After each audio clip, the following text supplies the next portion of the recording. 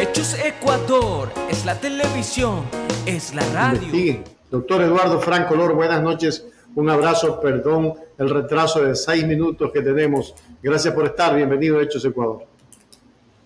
Gracias, Richard, por la invitación que me has hecho. Encantado de estar contigo. Miren la inseguridad, y empecemos por allí. Lo acababa de decir ya el doctor Jurado, y decía que, entre otras cosas, usted maneja la materia penal, y que bueno, pues yo también lo conozco y sé que incluso da en la universidad este tipo de clases, y nosotros queremos una cátedra esta noche. El país ya está en indefensión, ya lo sabemos, pero la explosión social ya se está dando. Hay las bandas delictivas, todo el mundo está asesinando en media calle. Doctor, encima de eso, el señor Lazo no aplica políticas de seguridad en el Ecuador. Estamos en la indefensión. Buenas noches, doctor. Efectivamente, el Ecuador y Guayaquil básicamente es tierra de nadie, porque el gobierno siempre interviene después que suceden los hechos calamitosos. Hace pocos meses hubo el tema creo que fue el 12 de noviembre, el tema de la crisis carcelaria última, en que en la penitenciaría litoral pues murieron más de 86 personas, y el gobierno hizo todo un espectáculo, llamó, presentó, digamos, los planes a seguir, etcétera.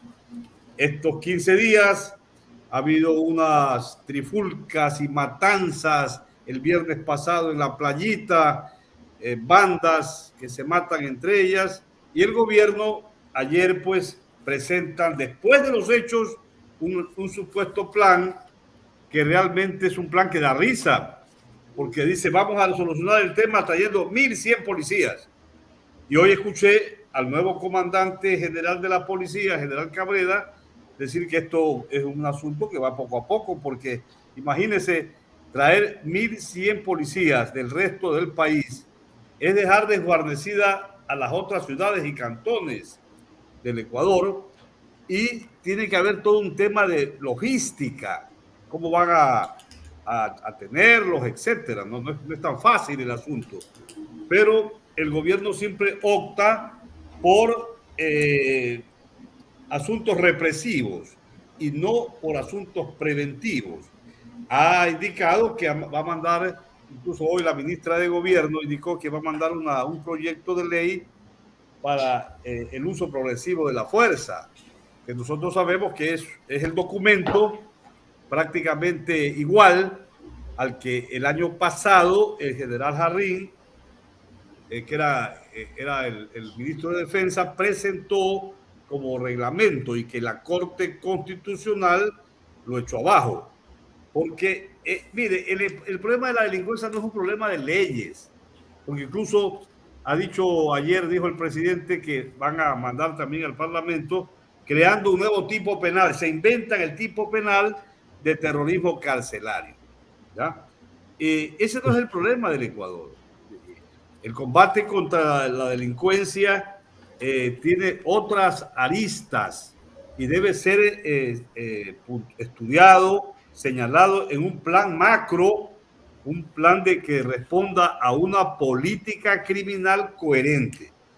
En primer lugar, si tenemos un ministerio de gobierno donde una ministra de gobierno solo se dedica a hacer política y a demostrar contra los opositores políticos, pues, digamos, no vamos a tener un resultado positivo en esta lucha contra la delincuencia. Y en segundo lugar, el gobierno solamente enfoca el tema que esto es causado por el combate que ellos están haciendo, que la policía está haciendo contra los narcotraficantes. Y eso es verdad hasta cierto punto, pero no es toda la verdad. No es toda la verdad, porque el problema no solamente es de las luchas entre los narcotraficantes. Aquí hay una delincuencia que está haciendo de las suyas, porque no hay, Richard, un buen ejemplo. No hay un buen ejemplo para la juventud, que la gente no tiene trabajo, etcétera. Si el presidente de la República está sospechoso de haber cometido una serie de actos ilícitos, antijurídicos en el tema de Pandora Paper, Entonces no hay esa ética de presentación de ejemplo para la sociedad ecuatoriana. Entonces el problema no son las leyes ni crear nuevos tipos penales, porque ya en el Código Orgánico Integral Penal, Richard, está el artículo, si mal no recuerdo, el artículo 30, numeral 1, que es la última reforma del año 2019, en que se establece el cumplimiento del deber legal de la o del servidor de la Policía Nacional. Ahí se establece de manera categórica cómo es que puede ejercer proporcionalmente el uso de la fuerza. Pero para las élites, el uso progresivo de la fuerza es tirar a matar. Es tirar a matar. Entonces eso también, digamos, no es correcto, porque a la delincuencia no se la combate matándola.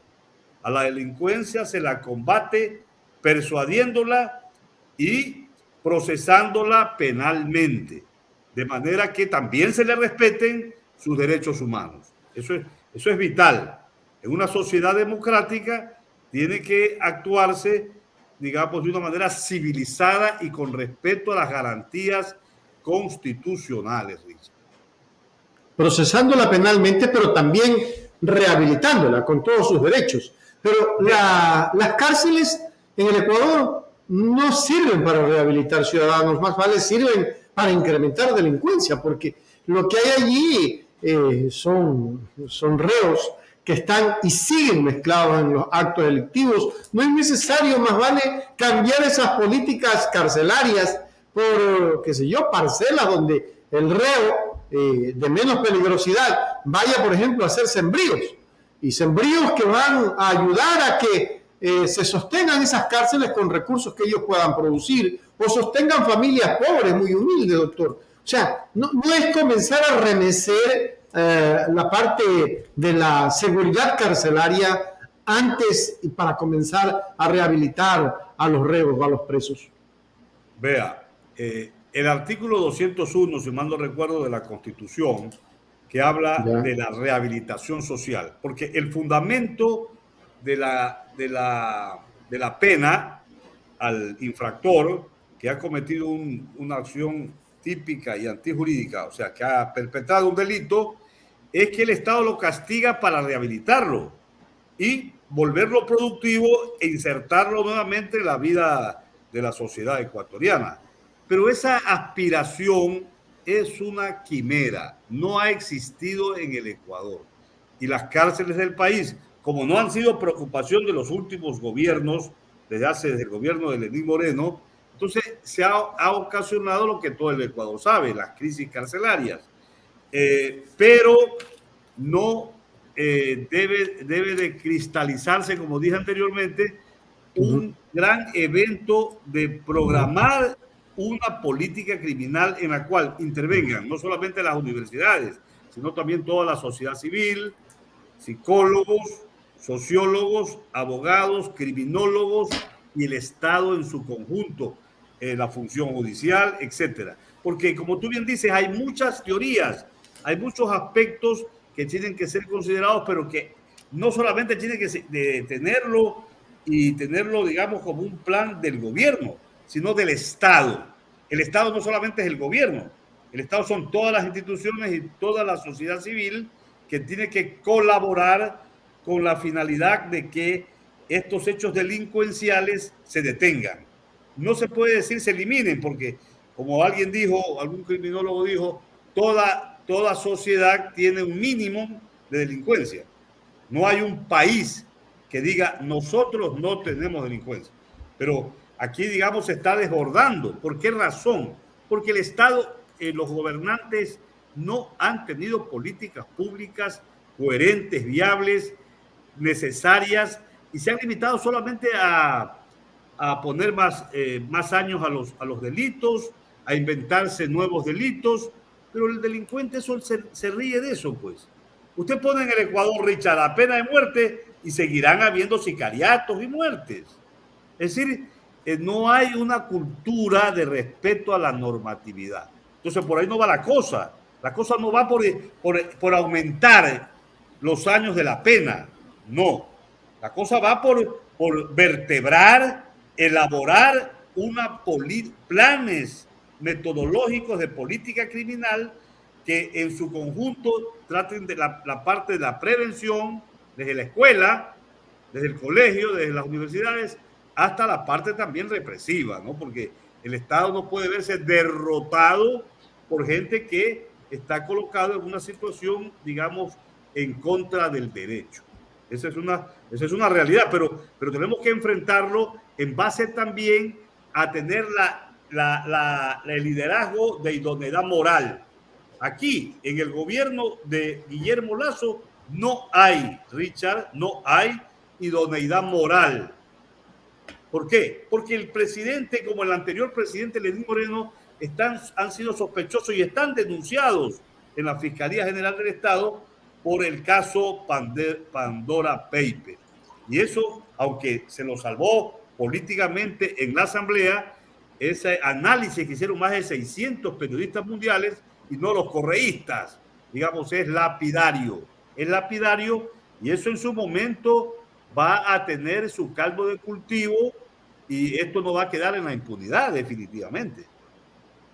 ¿Usted cree, doctor, que no quede en la impunidad si ya la Asamblea dijo, no, por favor, no, el señor, le pusieron aquí un halo, ¿cómo se llama esto que le ponen a los santos?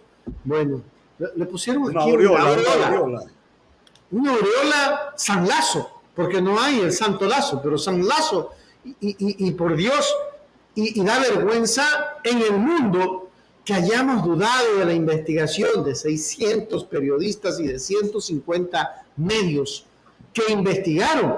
Ahora, lo que usted decía, doctor, con respecto a la cultura, del respeto a las leyes y al orden legal constituido en un país, como que exacto que debe de ser y debe de comenzar desde las escuelas, y yo diría que desde los hogares. Pero hay aquellos hogares, pues, doctor, cuyos padres andan metidos en actos delictivos.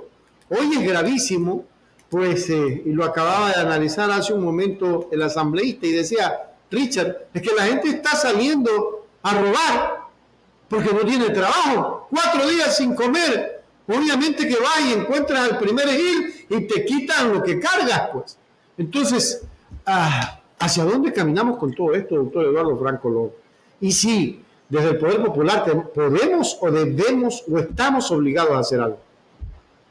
Desde el poder de la conciencia y de medios de comunicación alternativos que presentan justamente comentarios editoriales y comentarios propositivos como el tuyo, como el mío, como los innumerables panelistas que tú invitas aquí a tu programa, personalidades. Acaba de hablar Javier Jurado, un asambleísta que lo he escuchado los últimos minutos, habla con mucha sinceridad y con mucha verdad. Entonces, en base de eso, tenemos que llegar a la conciencia mayoritaria del pueblo. Porque, en definitiva, nuestro pueblo no es un pueblo culto. Nuestro pueblo no es un pueblo extremadamente respetuoso de las normas jurídicas. ¿Por qué razón? Porque la gente se desazona, Richard. Yo soy profesor universitario y muchos alumnos universitarios. Es decir, la gente dice, pero si el mal ejemplo lo ponen los asambleístas, lo ponen el presidente, los ministros. Pero ahora último, con el escándalo que protagonizó el embajador de Estados Unidos, hay narcogenerales en la Policía Nacional y en el Ejército, en las Fuerzas Armadas, y el gobierno no hizo nada. ¿Quiénes son esos narcogenerales? Se está investigando. Con el cuento que se está investigando no pasa nada. Entonces la sociedad se ve, digamos, hasta cierto punto desprotegida de que las altas instancias del Estado no dan un buen ejemplo y que en la Policía Nacional no hay capacidades que puedan, digamos, tomar la batuta en esta lucha contra la delincuencia. Mire la salida abrupta de la comandante Bareles, que ya era insoportable. El día viernes, en esa entrevista que le hicieron en Teleamazonas, ya dejó mucho que desear. Y ya ante la presión popular, manifestada incluso en las redes sociales, el presidente no le quedó más que poner a este joven general Cabrera. Pero todo esto, digamos, nos lleva a... Mire, el ministro de Gobierno, la ministra de Gobierno, el gobernador del Guayas ya deberían estar fuera del gobierno. Claro, claro que deberían estar. Un gobierno idóneo, de prestigio, que la sociedad pueda decir, allí está, digamos, una imagen que nosotros queremos, vamos a seguirlos. Lo que ellos dicen es cierto, son un modelo para nosotros. Desde el presidente de la República y todo ese gabinete de mediocres, digamos, no son paradigmas para el pueblo ecuatoriano, no lo son. ¡Qué barbaridad! Bueno, el señor Lasso no va definitivamente a cambiar sus políticas, todo lo contrario, se van a ahondar los problemas de inseguridad van a crecer, doctor Eduardo Franco, de acuerdo a estadísticas de tendencias, y bueno, se viene o se avecina una explosión social, que es lo que está preocupando en este momento con toda la inseguridad que hay en el país. Yo vi algún Twitter suyo, he seguido algunos politólogos y alguna gente que hace opinión política al respecto y veo que coinciden con este tema de que es necesario la organización ciudadana, la organización de las entidades políticas, la organización de las entidades sociales, la organización y la unidad de movimientos de izquierda, de movimientos progresistas. ¿Hasta dónde quepa esto para poder recuperar la institucionalidad de la seguridad? Porque esa es la que está más perdida que nunca ahora. Usted va, doctor, a comerse algo en cualquier parte de Guayaquil y lleve chaleco antibala, lleve a sus hijos protegidos, lleve a su esposa protegida, lleve su vida protegida a los que lo rodean, porque usted no sabe si donde está comiendo, al lado suyo está alguien que tiene problemas con la delincuencia y lo asesinan. Vea, Richard, con lo que está pasando en el Ecuador, le soy honesto, a mí me da miedo salir al cine, ir a los malls, porque como uno es político también y critico a Lasso, por allí alguien puede cometer algún desaguisado con mi integridad física y personal. Da miedo salir en el Ecuador porque cualquier cosa nefasta puede ocurrir. Entonces, ¿por qué se hace necesario lo que tú dices, esa organización popular? ¿Para qué sirve esa organización? En primer lugar, este tipo de aclaración, de llegar a la sociedad, que nos escuchen, que queremos cambiar el esquema, digamos, neoliberal, negativo, de un gobierno que ni siquiera tienen, digamos, no guardan ni las formas. Mire que el presidente acaba de vetar una ley que es a favor de, una ley que no era a favor de la banca. Allí con esa ley, con ese veto que hace el presidente Lasso, digamos, prácticamente hay un conflicto de intereses, porque él es banquero. Entonces, ese ejemplo, ¿usted cree que es positivo para el pueblo? No es positivo, pero nos da coraje, hay rebeldía, y por eso que es necesario ese gran frente de organización popular. ¿Pero para qué? Para la conquista del poder político. No hay otro camino, porque si no, seguimos de tumbo en tumbo y con el esquema que tiene la reacción servil al Fondo Monetario Internacional y servil a los intereses más nefastos antinacionales, seguirán ganando en las elecciones toda esta gente mediocre y toda la gente que quiere vender los bienes del Estado, los activos del Estado.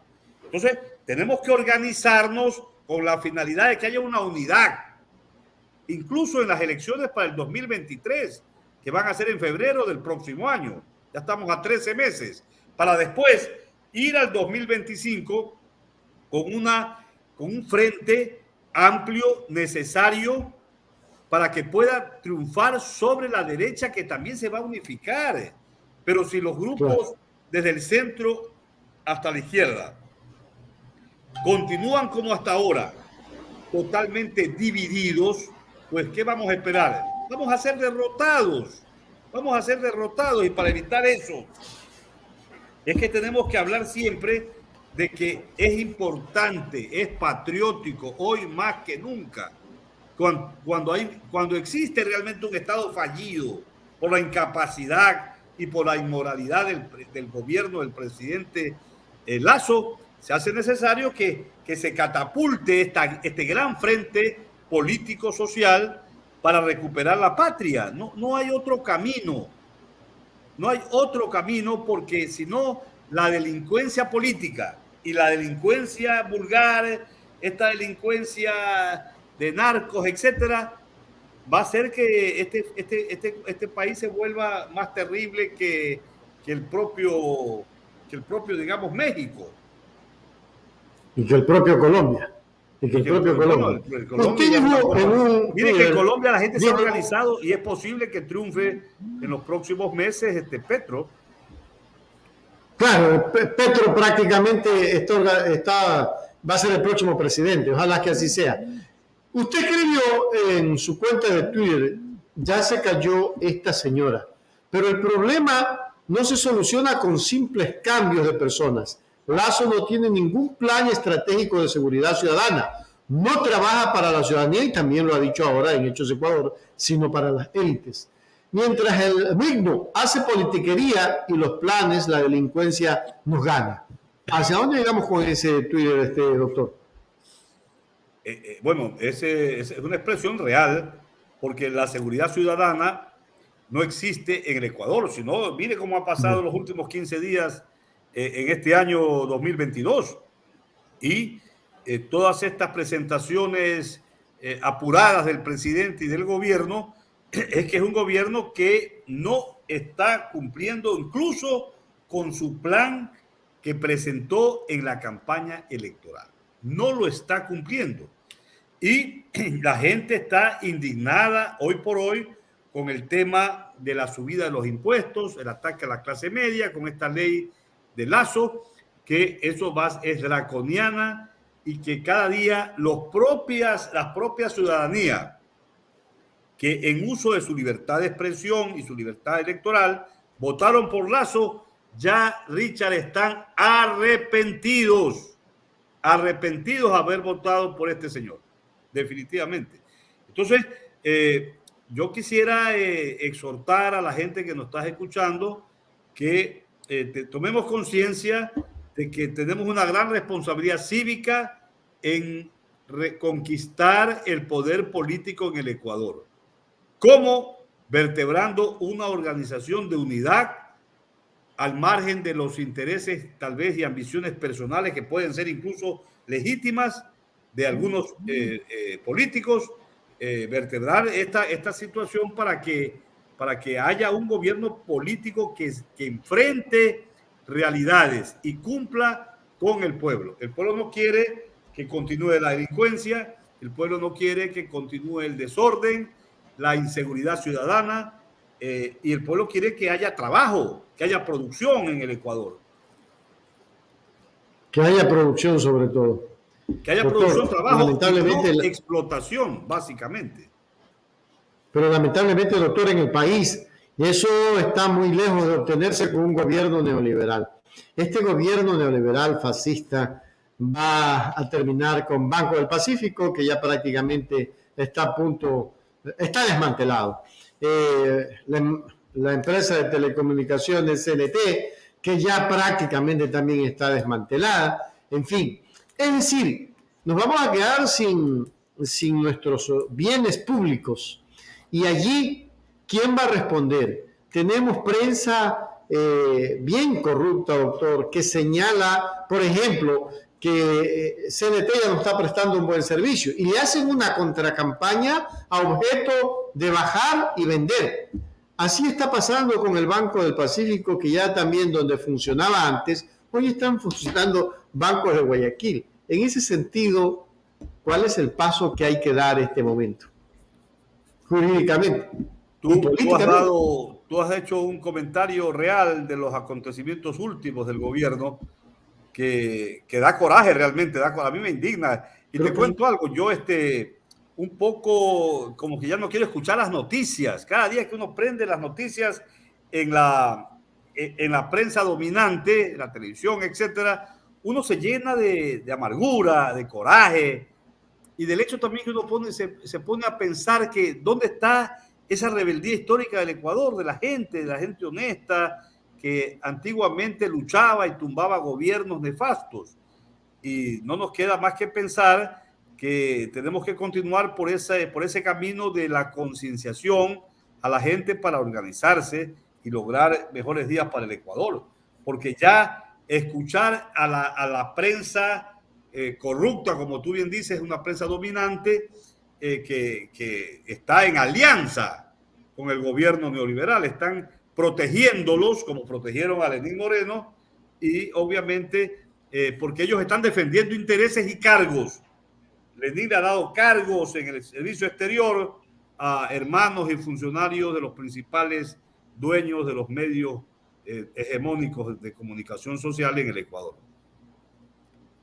Wow, qué terrible situación la que vivimos y la que atravesamos. Y ahora no solamente es esa, hoy día vemos el tema del aborto, mañana se debate, no sabemos qué vaya a pasar con eso. En fin, doctor, creo que el país este momento necesita reaccionar. ¿Usted cree que la reacción debe de comenzar o ya comenzó?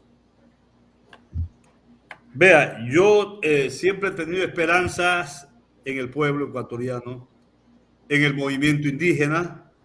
Creo que la jornada de octubre del 2019 fue una jornada histórica, una jornada de reacción, de rebeldía, de protesta en el marco de la Constitución, el derecho de resistencia a políticas públicas nefastas.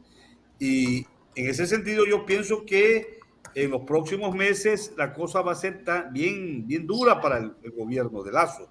Todas estas acciones, esta inseguridad ciudadana que existe en este momento, se va a cobrar factura, indudablemente. Y tenemos que continuar con ese espíritu de combate, de lucha, no amilanarnos, no abandonar la lucha, continuar con ese espíritu de salir adelante, y siempre en el plano nuestro, por ejemplo, en el plano personal, en Coalición Nacional por la Patria, estamos siempre organizándonos a efecto de que este gran frente nacional, que incluso el expresidente Rafael Correa lo mocionó, que no solamente debe ser para gente de izquierda, sino también hay ciudadanos, empresarios que pueden ser de derecha, pero quieren y que aman al Ecuador y son honestos. La honestidad no solamente de gente de izquierda, también hay gente de derecha honesta. Entonces, ¿por qué vamos a cerrarles el paso a ellos?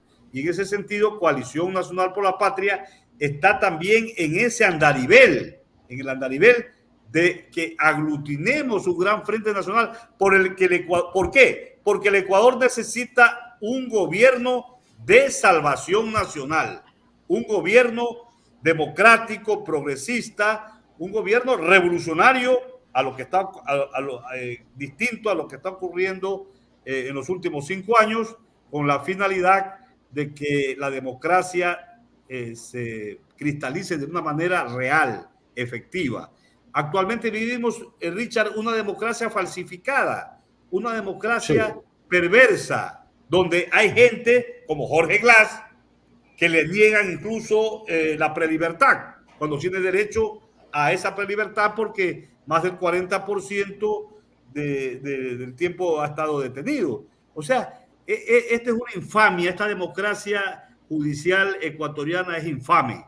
Entonces tenemos que luchar contra todo eso. La sentencia contra Rafael Correa, una ignominia, una cuestión, digamos, totalmente forjada, fraudulenta, esta autoridad mediata por influjo psíquico, es una cosa terrible. ¿Cómo es posible que al principal líder de la oposición del Ecuador, en mi concepto, el mejor presidente que ha tenido el país, y que durante su gobierno de la Revolución Ciudadana protagonizó e hizo actos de suma importancia y trascendencia para el Ecuador, esté con una sentencia, digamos, forjada y amañada? ¿Con qué ánimo? Con el ánimo de que las élites quieren impedir que él continúe en la vida política electoral del Ecuador. Esto es una cosa bárbara, inicua, que tiene que terminarse. Esto no puede continuar así. Y tenemos que reclamar y decirlo siempre, porque una canallada jurídica, lo que han hecho las élites no solamente contra Rafael Correa, contra Jorge Glass, sino contra la mayoría de los líderes del gobierno de la Revolución Ciudadana, es un asunto que deja mucho que desear para el país. No podemos no puede el país ser indiferente, no puede el país mirar a otro lado, forjando un frente político para reconquistar el poder político, pero sin tocar estos temas.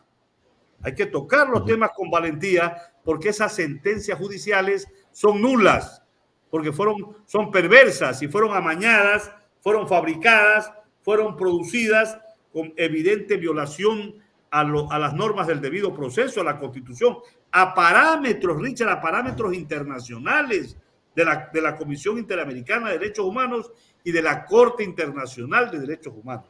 Entonces, yo como jurista, como profesor universitario de Derecho Penal, me indigna toda esta situación, de que en 40 años que tengo yo de ejercicio profesional, me doy cuenta que hay un derecho que lo manipulan, hay jueces que se dejan manipular y que son sumisos al poder político y que no reclaman y que prefieren igual su puesto, controlan su puesto y cometen cualquier injusticia. Lo he hecho contra Jorge Glass y Rafael Correa, miren, tienen a Paola Pavón, a Virgilio Hernández, que están todavía en procesados penalmente, cuando hay gente inocente que no se le ha probado ningún delito. Ellos no han cometido ningún delito.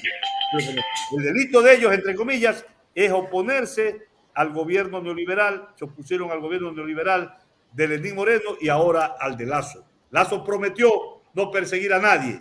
¿Y qué es lo que ha hecho? Continuar con esta infamia de la persecución política. Contra todo eso nos rebelamos. Contra todo eso tenemos que decir al Ecuador, basta esta persecución infame. Yo quiero aprovechar estos últimos, sé que doctor, pactamos en 30 minutos por su tiempo, pero sí quiero aprovechar unos 3, 4 minutos más, 5 minutos, porque yo necesito preguntarle, cuando usted nombró Coalición Nacional por la Patria, que abarca a diferentes sectores políticos y que en la última elección jugó un papel preponderante en la unidad del pueblo ecuatoriano y de organizaciones políticas. Se está buscando, y en Coalición Nacional por la Patria, formarlo como un movimiento político, toda vez que primero lo lidera usted, y he visto en todas las provincias donde está Coalición Nacional por la Patria, incluso en el extranjero, que está liderado por gente muy honesta, gente muy capaz, gente que ama al país y gente que no tiene intereses creados. ¿Será que ahora está trabajando en eso? Porque vienen elecciones, usted lo decía hace un momento, y como que es necesario desde el sector seccional comenzar a recuperar este país desde los municipios, de los gobiernos provinciales, desde los gobiernos parroquiales, doctor. Vea, Coalición, mire Richard, le agradezco por su pregunta y por su inquietud. Coalición Nacional por la Patria, que nació en noviembre del 2019, es una organización política todavía de hecho, no es de derecho, no tenemos personería jurídica del Consejo Nacional Electoral, pero somos una organización aglutinadora y aglutinante de las fuerzas de centro y de izquierda en el país. Somos afín al movimiento político de la Revolución Ciudadana y nosotros precautelamos y defendemos el legado histórico del gobierno de Rafael Correa Delgado. Y consideramos a Rafael Correa como el líder máximo de Coalición Nacional por la Patria. Por eso que yo siempre digo a mi gente de Coalición Nacional por la Patria, yo pienso que es el único político, Rafael Correa, que es el líder de un movimiento político que es Revolución Ciudadana y otro movimiento político que es Coalición Nacional por la Patria, pero nosotros todavía no somos una organización política legal. ¿Y por qué no lo somos? Porque como somos afín a la Revolución Ciudadana, y en el marco de lo que hablamos ahora, la unidad de toda la fuerza, no nos anima a nosotros el afán de ser candidatos. Ningún dirigente. Tenemos en 21 provincias, en más de 110 cantones, estructuras de coalición nacional por la patria. Porque es lo que se nota, digamos, el correísmo no afiliado.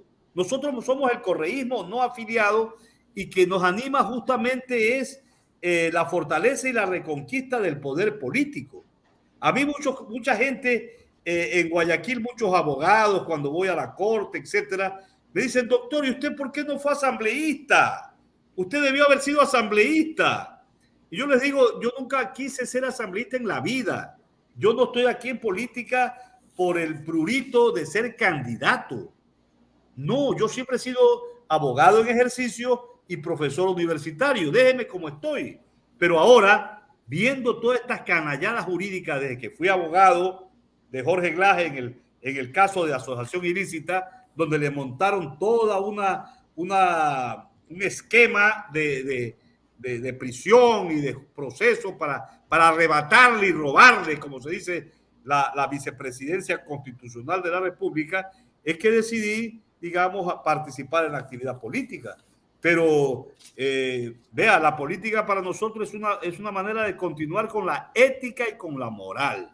Y todo lo que ha pasado con el gobierno de Lenin y todo lo que está haciendo el gobierno actual nos llena de indignación, que no podemos quedarnos ya callados.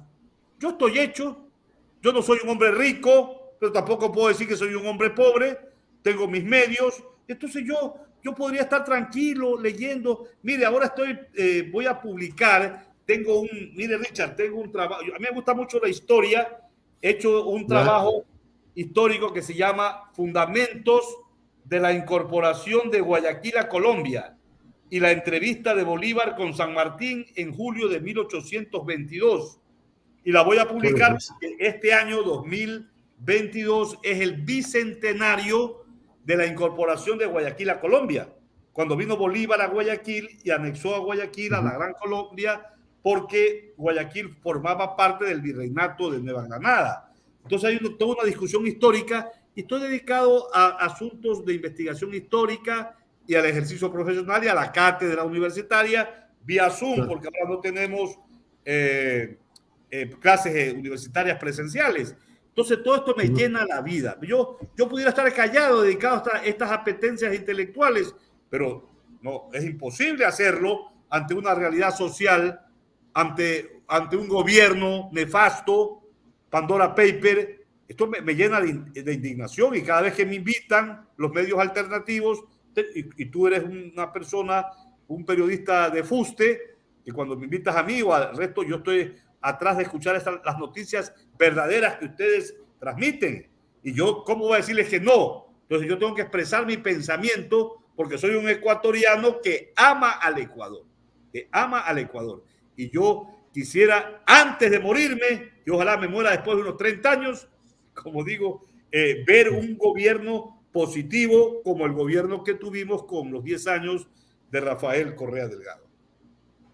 Eso tendrá que hacerse y así deberá de ser.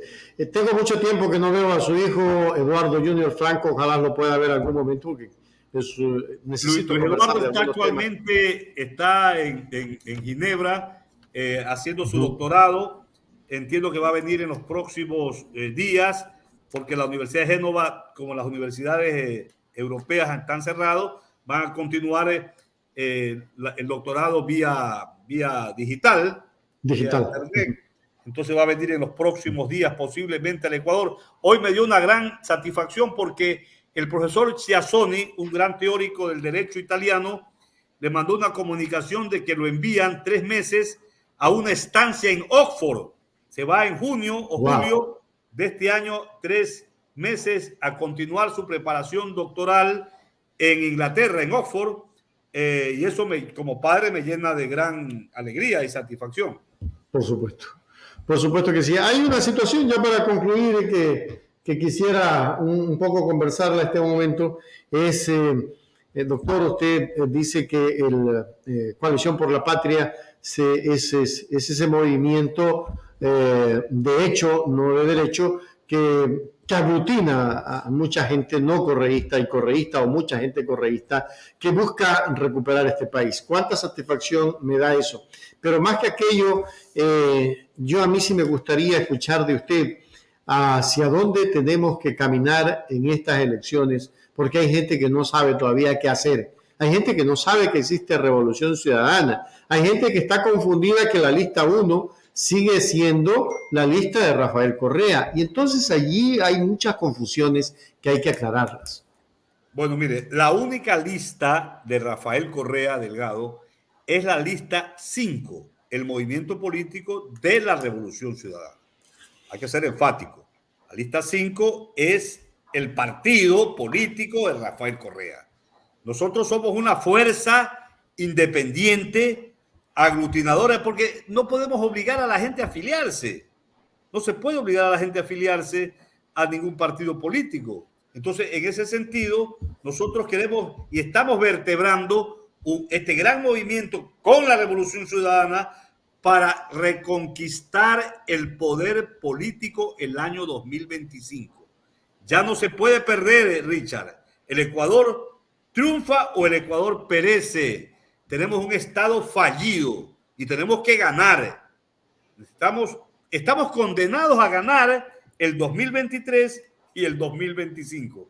Esa es una gran realidad, parafraseando a ese filósofo que fue Jean-Paul Sartre. Estamos condenados a ganar. Confinados a ganar. Nos quedan año y medio para ganar las seccionales y 3 años y medio para ganar las presidenciables, que tienen que ser, de hecho, lo que nosotros queremos. Doctor Eduardo Franco, cuánto le agradezco que haya estado con nosotros. Perdone que haya abusado, ya estamos más de las 11 de la noche y era 30 minutos. No, para mí es como una mentirita piadosa que le pegué a usted. Hoy no estuvo Lucho Flores porque está con una situación personal. Mañana ya se ha de reincorporar. Un abrazo, doctor Franco. No, ojalá que no tenga Omicron. No creo. Gracias, Richard. El combate al Omicron. Un abrazo, gracias, doctor Franco, por estar. Buenas noches. Hechos Ecuador es la televisión, es la radio.